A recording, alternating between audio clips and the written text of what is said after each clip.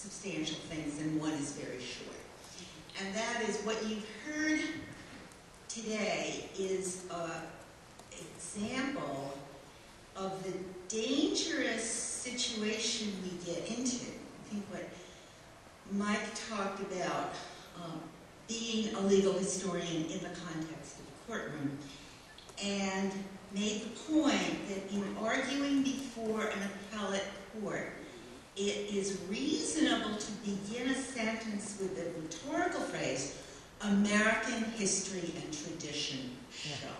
Fill in the blank. How many of you would allow anyone in your classroom raise their hand and say, American history and tradition shows, fill in the blank? We don't do that. It's too generic. It promises generalizations that are devoid of nuance. But when we walk into another art form, another craft, another way of thinking, we are forced, in order to make our words make sense in the terms of that craft, to use a rhetoric that is familiar to it. And the danger of doing that is exactly what Estelle laid out before you. We try and we try and we try to be nuanced. It is very hard not to find ourselves shepherded into the March of Freedom narrative that none of us intended. I came here today to say my major point, which I think speaks to the conclusion that Estelle offered. You know, are these briefs, when you get involved in an amicus brief, are you going to end up trapped in the oversimplification of what we used to call Whig history? Every day, every way, we're getting better and better. Are you going to get trapped in it? And I came here because I spent a lot of time reading those amicus briefs and finding them fascinating. And I find them fascinating because, in addition to what else you've heard about the briefs, because the briefs, the cases arise in state courts, the judges need evidence drawn from their own state's experience. And much of the creative work that has been done by lawyers, by historians, by unnamed but indispensable research assistants lay in finding state-specific cases and statutes that illustrate the general themes in ways the judges could actually cite and find useful.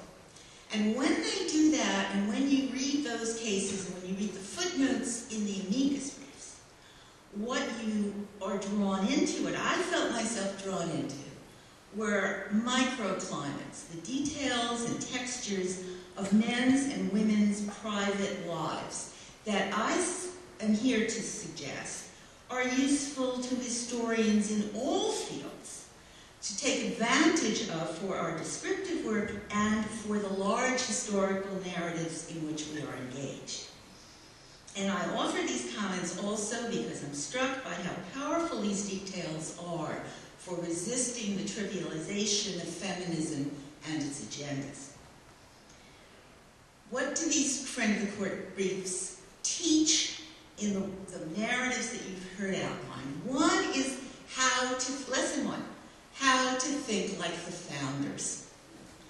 Founding generation understood that it was the common sense of the matter that at marriage, a husband gained absolute access to the body of his wife. As you've heard, there is no concept of marital rape in American law until the 1980s, and it's feminists who brought it there, so whether you're not a feminist, please thank feminists for that.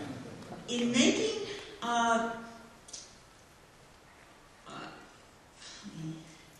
slavery was embedded in the Constitution, and so it's relatively easy to see and to tease out how the founders thought about slavery.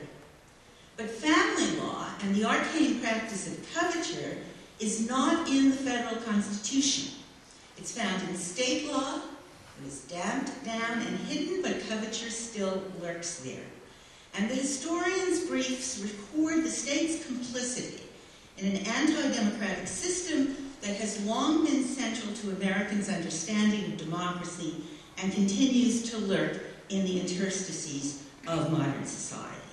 The briefs teach us something about what it meant to think in a context of coverture, and they help us follow a logical trail into the world of Jefferson and Adams and Franklin and George Washington, into the foreign country that is our own past. Let me give you an example. The White House website tells us that Andrew Jackson sought to act as the direct representative of the common man. And you all know that our textbooks use the shorthand era of the common man to describe the period of his ascendancy. In 1828, I learned from one of these briefs, the year of his election as president, a Massachusetts wife complained that even though her husband was living in adultery, his creditors understood themselves to be entitled to the money she had earned. And she did not think that she should have to pay his debts. And she lost. Another wife whose husband was in jail did not think that he should be entitled to her money. She lost. In 1820, the New York Supreme Court of Judicature comfortably observed, "No man of wisdom and reflection can doubt the propriety of the rule which gives to the husband the control and custody of the wife." It did not occur to them to ask the question of any woman of wisdom and reflection. Lesson 2, the long life of a paradigm. A generation ago, Thomas Kuhn taught us how rare paradigm shifts can be, how long it takes for the evidence that undergirds one paradigm to be recognized as inadequate. Someone once said, the human mind gets creased into ways of thinking.